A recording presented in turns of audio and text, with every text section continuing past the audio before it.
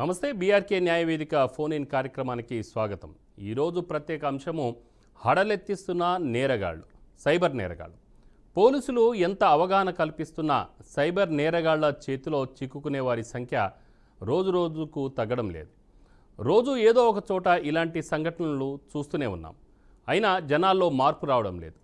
చదువుకున్న వారు, విద్యావంతులు ఇందుకు మినహాయింపు ఏమీ కాదు. తాజాగా దేశంలో సైబర్ నేరాలు దాదాపు 6 రెట్లు పెరిగినట్లు పలు నివేదికలు వెల్లడిస్తున్నాయి. హైదరాబాద్లో ఓ విశ్రాంత ఉద్యోగిని బెదిరించి కోట్లలో కాజేశారు. అలాగనే న్యూడ్ కాల్ చేసి వీడియో రికార్డ్ చేసి బ్లాక్మెయిల్ చేస్తున్నారు. కోరలు విప్పుతున్న సైబర్ నేరాలకు అడ్డుకట్ట ఏది? దీనిపై మాట్లాడటానికి ప్రముఖ అడ్వకేట్ కృష్ణమాచారి గారు ఉన్నారు. అలాగే ఈరోజు ప్రత్యేకమైన అంశంతో పాటు మీకు వ్యక్తిగతమైన ఎటువంటి లీగల్ సమస్యలైనా ఉంటే మాతో చెప్పుకొని కావలసిన సలహాలు పొందవచ్చు.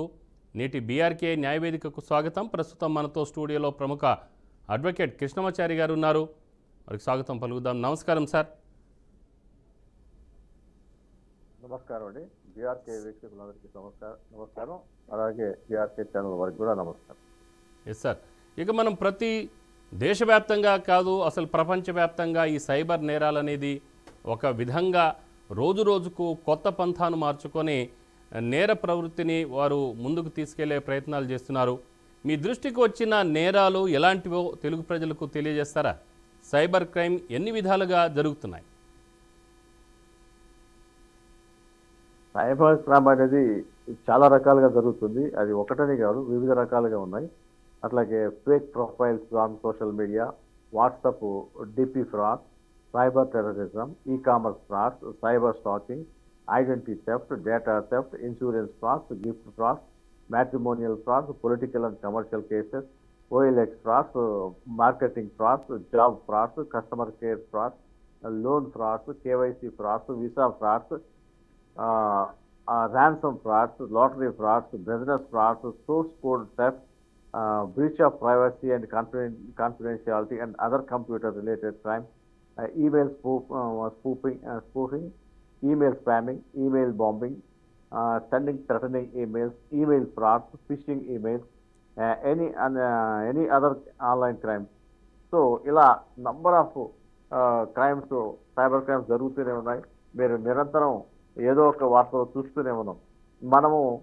మనకి ఫోన్ వస్తుంది అర్ధంతరంగా, మీకు కొద్ది 2 గంటల్లో మీ యొక్క టెలిఫోన్ని మేము ఇచ్చేస్తున్నాం, దీని మీద మీకు చాలా ఇది ఉంది, మీ యొక్క ఫోన్ మీరు ఫ్రాడ్యులెంట్గా యూజ్ చేయబడుతుంది, మీ మీద కంప్లైంట్ వచ్చిందని చెప్తారు. అలాంటి మీ వివరాలు చూసుకుంటే పలానా బటన్ నొక్కండి, పలానా నెంబర్ నొక్కండి అంటారు. నొక్కగానే మన యొక్క డేటాని వాళ్ళు థెఫ్ట్ చేసి వాళ్ళు మన మీద ఇచ్చేసే అవకాశం ఉంది. సో ముఖ్యంగా సైబర్ క్రైమ్స్ జరగకుండా ఉండటానికి మనము చాలా జాగ్రత్తగా ఉండాల్సిన అవసరం ఉంది. సో ముఖ్యంగా మనం పాస్వర్డ్ లీక్ చేయడం, లేకపోతే ఓటీపీలు షేర్ చేయడం, ఇలాంటివి ఏమీ చేయకుండా ఉండాలి.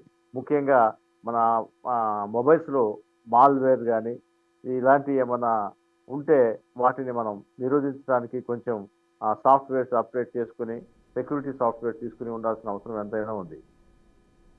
అంటే ఇక అసలు ఎక్కడ సందు దొరికితే అక్కడ సైబర్ నేరాలకు పాల్పడుతూనే ఉన్నారు.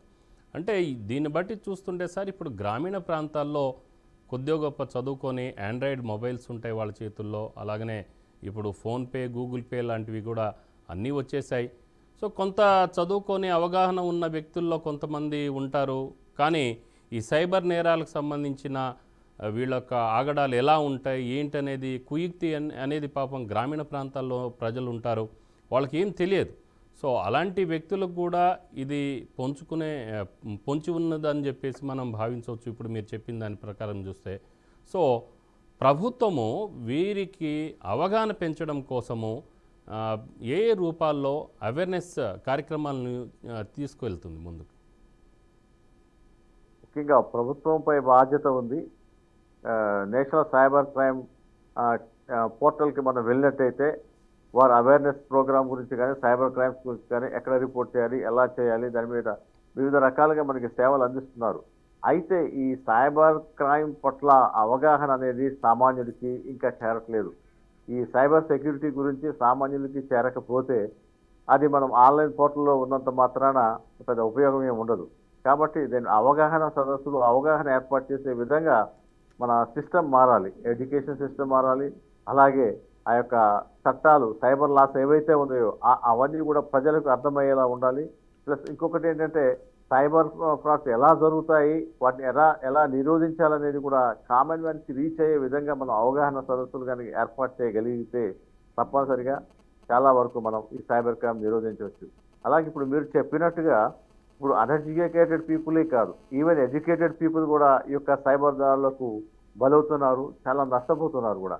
ఎడ్యుకేటెడ్ పీపుల్ చాలామంది కూడా తెలిసి తెలియక మనం ఏదో మీరు చెప్పినట్టుగా ఒక అందమైన అమ్మాయి బొమ్మ న్యూడ్గా రాగానే చూసి ఆనందించగానే వాళ్ళు వెంటనే మళ్ళీ అక్కడి నుంచి ఢిల్లీ నుంచి ఫోన్ వస్తుంది. ఫోన్ వచ్చి ఇట్లాగా మీరు ఒక అమ్మాయిని మీరు ఇట్లాగా అశ్లీలంగా చేశారు, దానివల్ల ఆమె ఫ్యామిలీ డ్యామేజ్ అయింది, మీ మీద కంప్లైంట్ వచ్చింది, అర్జెంటుగా మీరు ఢిల్లీ రావాలి, ఇలాంటివి చాలా వస్తాయి. అట్లా బ్లాక్మెయిల్ చేయడం చాలా, అలాంటి కేసులు కూడా నా దగ్గరికి వచ్చాయి కూడా.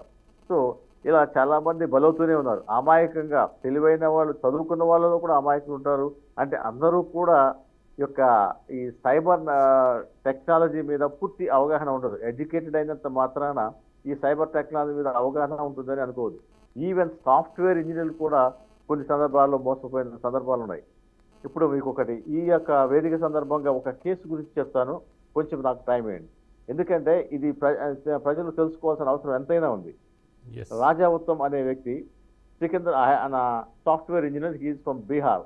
ఆయన బీహార్ నుంచి వచ్చి హైదరాబాద్లో సాఫ్ట్వేర్ ఇంజనీర్ చేస్తూ సికింద్రాబాద్ ఐసిఐసిఐ బ్యాంక్లో ఒక అకౌంట్ ఓపెన్ చేశారు. అకౌంట్ ఓపెన్ చేసి అదే రన్ చేస్తున్నారు. తర్వాత ఆయన అబ్రాడ్లో జాబ్ వచ్చి కాలిఫోర్నియాలో వెళ్ళారు, అక్కడ సాఫ్ట్వేర్ ఇంజనీర్ చేస్తున్నారు. ఆయనకి ఇద్దరు ఆడపిల్లల కోసం కష్టపడి ఒక 50 లక్షలు ఆన్లైన్లో అదే ఐసిఐసిఐ బ్యాంకులో ఫిక్స్డ్ డిపాజిట్ చేసుకున్నాడు. ఆ ఫిక్స్డ్ డిపాజిట్ చేసిన అకౌంట్లు భద్రంగా ఉంటాయి అనుకుంటాం మనం. అవి లిక్విడ్ డిపాజిట్కి ఫిక్స్డ్ డిపాజిట్కి మీకు తేడా తెలుసు. సో ఫిక్స్డ్ డిపాజిట్ ఎక్కువ ఇంట్రెస్ట్ వస్తుందనే ఉద్దేశంతో ఆయన చేశాడు. చేస్తే కొద్ది రోజుల తర్వాత ఆయన ఆన్లైన్ ఇది నెట్ బ్యాంకింగ్ ఆపరేట్ చేస్తుంటే అది ఓపెన్ కావట్లేదు. ఇది software engineer, he maintaining Apple laptop వాడతాడు, హాట్మెయిల్ హైలీ సెక్యూర్డ్ హాట్మెయిల్ వాడతాడు. అయినప్పటికీ కూడా అది ఓపెన్ కావడం లేదు. అది బ్యాంక్ అకౌంట్ అని చెప్పి కస్టమర్ కేర్కి చేస్తే అది మీరేమన్నా పాస్వర్డ్ మార్చుంటారేమో, మీకే తెలుసు మాకేం తెలుసు తెలియదు అని చెప్పి తప్పించుకున్నారు. తర్వాత మరి ఏదోలాగా చేసి వారు రిక్వెస్ట్ చేసి మళ్ళీ ఆయన ఫ్రెష్గా మళ్ళీ దాన్ని ఓపెన్ చేయడం జరిగింది. ఓపెన్ చేస్తే 50 లక్షల్లో కాస్త 43 లక్షల రూపాయలు లేవు. ఆయనకి ఏం చేయాలో అర్థం. ఇమీడియట్గా ఐసిఐసిఐ బ్యాంక్ కస్టమర్ కేర్కి రిపోర్ట్ చేశాడు. ఇట్లా ఆన్లైన్లో రిపోర్ట్ చేశారు. రిపోర్ట్ చేస్తే మీరు మీ పాస్వర్డ్ లీక్ చేసి ఉండవచ్చు, మీదే బాధ్యత, మాకు ఎటువంటి సంబంధం లేదు అని చెప్పేశారు. సో ఎన్ని మెయిల్స్ చేసినా ఏం చేసినా కూడా వాళ్ళు ఎటువంటి ఇన్ఫర్మేషన్ ఇవ్వలేదు, వాళ్ళు ఎటువంటి సహాయం చేయలేదు, వాళ్ళు ఆ అమౌంట్ రికవరీ చేయడానికి సహాయం చేయలేదు. ఏ అకౌంట్కి వెళ్ళి ఎలా వెళ్ళి కనీసం అవి చెప్పడానికి కూడా వాళ్ళు నిరాకరించారు. అయితే తప్పనిసరి పరిస్థితుల్లో ఒక ఫ్రెండ్ ద్వారా నన్ను అప్రోచ్ అయితే ఫస్ట్ మీరు ఒక కంప్లైంట్ ఇవ్వండి సైబర్ క్రైమ్ పోలీస్కి అని చెప్పాను. వెంటనే ఒక కంప్లైంట్ ఇచ్చారు, మిత్రుల ద్వారా కంప్లైంట్ ఇచ్చాడు. ఇట్లా సోడ్తో నా ఆన్లైన్ ఫ్రాడ్ జరిగింది, నా అకౌంట్లోంచి ఐసిఐసిఐ బ్యాంక్ సోడ్స్ అకౌంట్లోంచి ఇంత అమౌంట్ పోయింది, అది ఎలా పోయిందో నాకు తెలియదు, నాకు న్యాయం చేయగలరని పెట్టాడు. ఎఫ్ఐఆర్ అయింది. ఎఫ్ఐఆర్ అయిన తర్వాత సైబర్ పోలీసు ఇన్వెస్టిగేషన్ చేశారు. ఇన్వెస్టిగేషన్ చేసిన తర్వాత అందులో ఈ యొక్క అమౌంట్ అంతా కూడా ఒక కార్పొరేట్ బ్యాంక్ అకౌంట్కి వెళ్ళింది. భాస్కర్ రాజు అనే అతని అకౌంట్కి వెళ్ళింది. అకౌంట్కి వెళ్తే అతని నుంచి వేరే వాళ్ళకు కూడా అమౌంట్స్ వెళ్ళిపోయాయి. సో అతని అకౌంట్లో ఉన్న 2 లక్షలు మాత్రం రికవర్ చేశారు. భాస్కర్ రాజు అనే అతన్ని రిమాండ్ చేశారు. బట్ మిగతా ఎవరిని అరెస్ట్ చేయలేదు. అందులో జావేద్ ఫిలిప్పీన్స్లో ఉన్నాడని, ఇంకొక అతను ఇంకో దగ్గర ఉన్నాడని, అతను మేము పట్టుకోలేకపోతున్నామని cyber police charge sheet final report file చేశారు. సో ఇప్పుడు దొంగ దొరికాడు, కానీ ఈ 2 లక్షలు మాత్రమే రికవర్ చేశారు. మరి మిగతా నా డబ్బు సంగతి ఏంటి? మరి నేను ఎలా రికవర్ నా నష్టాన్ని ఎలా రికవర్ చేసుకోవాలి అంటే అప్పుడు దానికి ఏంటంటే మనకి ఈ యొక్క IT act, information technology act 2000 ప్రకారం ఏంటంటే సెక్షన్ 46 ప్రకారం adjudicating officer can adjudicate the matter. So ఇందులో అడ్జుడికేటింగ్ ఆఫీసర్ అంటే మన ఐటీ సెక్రటరీ మన తెలంగాణ స్టేట్ సెక్రటరియట్లో ఒక పిటిషన్ దాఖలు చేశాం. ఇట్లాగ సో ఫ్రాడ్ జరిగింది, నా యొక్క డేటాని థెఫ్ట్ చేశారు, ఎందుకంటే నా పాస్వర్డ్స్ని నా యొక్క ఇదిని కూడా థెఫ్ట్ చేసి నా యొక్క బ్యాంక్ అకౌంట్లోని 43 లక్షలు వేరే అకౌంట్స్కి మళ్లించారు. దీనిలో బ్యాంక్ నిర్లక్ష్యం ఉంది, నాకు సరైన సెక్యూరిటీ ఇవ్వలేకపోయింది, కాబట్టి యొక్క నష్టపరిహారాన్ని బ్యాంక్ ద్వారా కట్టించి నాకు వారి దగ్గర బాధిత ఎవరైతే స్టోలన్ చేశారో వాళ్ళ దగ్గర రికవర్ చేసుకోండి, ఈ నష్టం బ్యాంక్ నిర్లక్ష్యం వల్ల జరిగిందని చెప్పి కేసు వేయడం జరిగింది. ఆ కేసు దాదాపుగా 1.5 year నడిచింది. This is the first case after formation of the Telangana. This is the first judgement after formation of the Telangana. So దాంట్లో రెండు పక్కల వాదనలు విన్నారు. బ్యాంక్ వాళ్ళు ఒకటే వాదన చేశారు, ఏమంటే మీ పాస్వర్డ్ మీరు చెప్తే తప్ప ఎవరికి కూడా కాంప్రమైజ్ అయ్యే అవకాశం లేదు, కాబట్టి మీ ద్వారానే జరుగుతుంది, మాకు సంబంధం లేదు అనేది చెప్పారు. మీరు మాకు ఓటీపీ రాలేదంటే ఓటీపీ మీరు మీ ఫోన్ నెంబరు రిజిస్ట్రేషన్ చేసుకోలేదు కాబట్టి ఓటీపీ పంపించలేదు. అందులో అబ్రాడ్లో ఉన్న వారికి ఓటీపీ పంపించడం అనేది ఒక్కోసారి ఫెయిల్ అవుతుంది, వాళ్ళకి ఒక ఇంటర్నేషనల్ రోమింగ్ ఉంటుందో ఉండదు. బట్ ఈ పిటిషనర్ ఎవరైతే ఉన్నారో రాజా ఉత్తమ్, ఆయన ఎప్పుడు కూడా ఈమెయిల్ అలర్ట్స్ పంపిస్తుండేది. ఏదైనా ట్రాన్సాక్షన్ చేసినప్పుడు ఈమెయిల్లో ఆ పాస్వర్డ్ పంపించడం, దాన్ని ఎంటర్ చేయడం ఇలా జరుగుతుండేది. మరి ఈమెయిల్ అలర్ట్స్ నాకు రాకుండా మీరు ఎలా చేశారు? This is the question. Email alerts అనేది పార్టీకి రావాలి, రాకుండా అది లిక్విడ్గా ఉన్న అమౌంట్ ఫిక్స్డ్ చేసిన అమౌంట్ లిక్విడ్గా ఎట్లా మారింది, ఎట్లా ట్రాన్స్ఫర్ అయింది? This is the question. So ఇక్కడ ఏమంటే అన్ని పరిశీలిస్తూ even software engineer he's also unable to find what happened అనేది ఆయన కూడా అర్థం కాలేదు. నా వెరిఫికేషన్లో దొరికింది ఏంటంటే email sent to the party, Raja ఉత్తమ్కి ఈమెయిల్ పంపించారు, బట్ ఈమెయిల్ పంపించిన ప్రూఫ్స్ ఫైల్ చేయండి మాకు అని చెప్పి కోర్టులో పిటిషన్ వేశాం. ఈమెయిల్ పంపించిన ప్రూఫ్స్ ఫైల్ చేశారు. సెండ్ ఓటీపీ అన్నాడు అని ఉంది. తర్వాత డెలివరీ, క్యూ ఫర్ డెలివరీ అని ఉంది. That is only the point. Q for delivery అంటే ఇట్ ఈస్ నాట్ డెలివర్డ్, అంటే డెలివరీ కాలేదు, పార్టీకి డెలివరీ కాకుండా ద అమౌంట్ వాజ్ ట్రాన్స్ఫర్డ్. అంటే ఇక్కడ ఏం జరిగింది, బ్యాంకు వాళ్ళ ఇది లేకపోతే అక్కడ జరిగే అవకాశం లేదు. అంటే బ్యాంక్లోనే ఇన్సైడర్ ఎవరైతే ఎంప్లాయీస్ ఉన్నారో, కొంచెం ఫ్రాడ్యులెంట్ మైండ్ ఉన్నారో దీన్ని డైవర్ట్ చేశారు, అమౌంట్స్ ఈ బయట వాళ్ళతోటి కొల్యూడై బయటికి పంపించారు. సో దీన్ని ఫైండ్ అవుట్ చేసి జడ్జిమెంట్ ఇచ్చారు. ఆ 43,000 ప్లస్ ఇంట్రెస్ట్ ప్లస్ ఒక 5 లక్షల నష్టపరిహారం, మొత్తం కూడా 78 లక్షల రూపాయలు అతనికి 1 monthలోగా కట్టాలని చెప్పి మన ఇన్ఫర్మేషన్ టెక్నాలజీ అడ్judicating ఆఫీసర్ అప్పుడు జయేష్ రంజన్ గారు ఉన్నారు, వారు తీర్పు ఇవ్వడం జరిగింది. సో ఇట్లా ఆయన అమౌంట్ రికవరీ చేసుకోగలిగే అవకాశం జరిగింది. అంటే ఇట్లాంటి ఫ్రాడ్స్లో ముఖ్యంగా ఆ టైంలో చూస్తే ఎక్కువ ఐసిఐసిఐ బ్యాంకులో, ప్రైవేట్ బ్యాంకుల్లో ఎక్కువ ఫ్రాడ్స్ కనిపించాయి, మన స్టేట్ బ్యాంక్ వాటిలో చాలా తక్కువ కనిపించాయి. సో ఇట్లా ఇది ఒక ఫ్రాడ్ కాబట్టి ఈ తెలివైన వాళ్ళు కూడా ఇలాంటి ఫ్రాడ్స్కి బలైపోతున్నారు. అలర్ట్గా లేకపోతే మనల్ని ఆన్లైన్లో ఎంతైనా మోసం చేసే అవకాశం ఉంది. సో దీన్ని బట్టి చూస్తుంటే మనకు అక్షరాస్యుల కంటే నిరక్షరాస్యులే ఉత్తమం అనుకుంటున్నాను. అలాగనే prevention is better than cure అన్నట్టుగా మనం తర్వాత ఇలాంటి అంటే గ్రామీణ ప్రాంతాలకు కూడా ఇది ప్రబలే అవకాశం ఉంది కాబట్టి ఆల్రెడీ వెళ్ళిపోయింది ఈ వైరస్ అంతా. సో ఇంకా prevention is better than cure అన్నట్టుగా మనం ముందుగా ప్రభుత్వము దీని మీద అణువణువున అవేర్నెస్ చేసేదానికి ఎలాగా చర్యలు తీసుకుంటే బాగుంటుంది, దీని మీద చర్చించే ముందు ఒక శ్రీకాకుళం నుంచి ఒక కాలర్ ఉన్నారు, దుర్గాప్రసాద్ గారు. నమస్కారం సార్. సార్ నమస్తే సార్. నమస్తే సార్. సార్ చెప్పండి సార్. నా పేరు ప్రకాష్ సార్, శ్రీకాకుళం నుంచి కాల్ చేస్తున్నాను సార్. శ్రీకాకుళం నుంచి కాల్ చేస్తున్నాను సార్. చెప్పండి సార్. రీసెంట్గా మా బ్రదర్ అకౌంట్ నుంచి ఒక 50,000 రూపీస్ కట్ అయిపోయింది సార్. అది వెళ్ళి కంప్లైంట్ చేస్తే ఎక్కడి నుంచి పోయింది ఏమనేది వాళ్ళకే తెలియడం లేదని వాళ్ళు చెప్తున్నారు అనమాట. అమౌంట్ ఎలా కట్ అయిందని కూడా తెలియడం లేదని చెప్తున్నారు రీసెంట్గా. సో దాని మీద ఏమైనా కంప్లైంట్ చేశారా మీరు?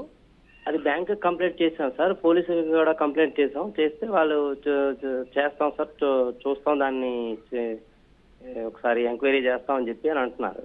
ఎంతకాలం అయిందండి మీరు కంప్లైంట్ చేసి? అది ఒక 2 weeks అవుతుంది సార్. సో పురోగతి ఏం లేదు దాని మీద? దాని మీద ఏం లేదు సార్. ఓకే. లాయర్ గారు అంటే మాట్లాడండి. ఇంకా నాది ఇంకొక విషయం, చిన్న సలహా సార్ నాది. చెప్పండి. ఎవరైనా తప్పు చేస్తే ఈ తప్పు మనం ఎందుకు చేస్తున్నామని భయపడేలా శిక్ష ఉండాలి సార్ ప్రతి ఒక్కరికి కూడా. ఎస్.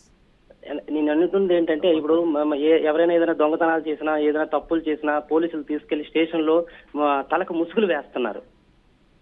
ఆ ముసుగులు వేయకుండా వాడిని పబ్లిక్ కి చూపించి వాడికి లాఠీలతో చావుబాది, ఏమో ఇలాంటి దెబ్బలు కొడతారా, ఈ తప్పు చేస్తే ఇలాంటి దెబ్బలు కొడతారా అని పబ్లిక్ కి తెలిసేలా రాష్ట్రం అంతా ఒక్కసారి అది నేను చెప్పేది ఒక్కసారి చేసి చూడమని చెప్పండి పోలీసులకి. రెండో వాడు భయపడతాడు, తప్పు చేయడానికి భయపడతాడు సార్ ప్రతి ఒక్కడు కూడా. అది నా సలహా సార్, నేను ఇచ్చే సలహా సార్ అది. లాయర్ గారు, నేనేమైనా తప్పుగా మాట్లాడితే మీరు క్షమించండి. ఓకే, అందరి ఆవేదన అదే ఉంది, పర్లేదు. ఆవేదన వ్యక్తం చేయడంలో ఎటువంటి తప్పు లేదు. సో మొత్తానికి 50,000 రూపాయలకు సంబంధించిన విషయంలో ఎలా వెళ్ళింది అది, దాని మీద మీరు కంప్లైంట్ చేశారు, దాని మీద కేసులో ఎటువంటి పురోగతి లేదు, అలాగనే బ్యాంకర్స్ కూడా ఎటువంటి సమాధానం ఇవ్వట్లేదు. దీని మీద లాయర్ గారు సమాధానం ఇస్తారు. సార్, ముఖ్యంగా మీరు పోలీస్ కంప్లైంట్ ఇచ్చుంటే అది ఎఫ్ఐఆర్ చేశారా లేదా? ఫస్ట్ ఎఫ్ఐఆర్ చేయాలి. ఎఫ్ఐఆర్ చేసిన తర్వాత అన్ని పోలీస్ స్టేషన్లోనూ సైబర్ వింగ్స్ ఉండకపోవచ్చు. అలాంటప్పుడు ఏం చేస్తారంటే ఆ పోలీస్ స్టేషన్ నుంచి సైబర్ క్రైమ్ పోలీసులకి దాన్ని రిఫర్ చేసి సైబర్ క్రైమ్ పోలీసులు ఇన్వెస్టిగేట్ చేస్తేనే వాస్తవాలు బయటకు వస్తాయి. ముఖ్యంగా ఈ బ్యాంకు వాళ్ళు బయట వాళ్ళకి ఇన్ఫర్మేషన్ ఇవ్వరు, పోలీసులకి ఖచ్చితంగా ఇన్ఫర్మేషన్ ఇవ్వాలి. ఈ అమౌంట్ ఎవరి అకౌంట్కి వెళ్ళింది, అక్కడి నుంచి ఎటు వెళ్ళింది, ఎవరు ట్రాన్స్ఫర్ చేశారు, అది ఎవరి అకౌంట్కి వెళ్ళిందంటే దాదాపు మీకు మొత్తం కూడా మీకు క్లియర్గా క్లారిటీ వచ్చేస్తుంది మీ యొక్క క్రైమ్ ఎలా జరిగింది అనేది. సో మీరు పోలీసులు మళ్ళొకసారి అడగండి, మళ్ళీ లేకపోతే మీరు ఎస్పీ గారిని సంప్రదించండి, లేదంటే స్టేట్ సైబర్ క్రైమ్ పోలీస్ చెప్పండి, లేకపోతే సెంట్రల్ పోర్టల్ ఉంది ఎన్సీసీఆర్పీ, దాంట్లో ఆ పోర్టల్కి వెళ్ళి మీరు కంప్లైంట్ చేసినా కూడా వెంటనే మీకు రియాక్షన్ ఉంటుంది. అట్లాగే మీరు ఎక్కడి నుంచి మాట్లాడారండి? శ్రీకాకుళం నుంచి అండి. శ్రీకాకుళం అయితే మీరు ఆంధ్ర పోలీస్ని మీరు అక్కడ మీరు సంప్రదిస్తే ఖచ్చితంగా మీకు న్యాయం జరుగుతుంది. ఆ పోలీసులు కూడా అంత ఈజీగా ఏం తీసుకోరు కాబట్టి చిన్న అమౌంట్ కాబట్టి నిదానంగా చేయొచ్చని చూస్తుంటారు. వాళ్ళ వెర్షన్లో వాళ్ళు ఎంక్వైరీ చేస్తారు, తప్పనిసరిగా మీకు న్యాయం జరుగుతుంది. కాకపోతే పోలీస్ స్టేషన్కి 2-3 సార్లు మీరు వెళ్లాల్సి వస్తుంది. మీరు సార్ మరో కాలర్ ఉన్నారు, మీరు చెప్పినట్టు 1 సెకండ్ సార్. ఇంకొకటి మీరేం చెప్పారంటే కఠినంగా శిక్షించాలి, కొట్టాలి, చంపాలి అన్నారు. కానీ మన సాంప్రదాయం, నాగరికత, మన రాజ్యాంగం అలా లేదు. మీరు గల్ఫ్ కంట్రీలో చూస్తే దొంగతనం చేస్తే చేతులు నరికేస్తారు, ఇంకోటి చేస్తే తల నరికేస్తారు, ఊరేస్తారు, ఇట్లా ఉంటాయి. కానీ మనది ఒక సివిలైజ్డ్ సొసైటీ కాబట్టి నేరం చేశాడో లేదో రుజువైన తర్వాత అతనికి శిక్ష విధించడం అనేది మన సాంప్రదాయం. కాబట్టి మీరు పోలీసులకి ఇలాంటి అధికారం ఇచ్చి కొడితే నిర్దోషులు కూడా కొట్టే అవకాశం ఉంది. చాలా దొంగతనం కేసుల్లో దొరకకపోతే ఎవరినో ఒకటి కొట్టేసే అవకాశాలు చాలా ఉన్నాయి.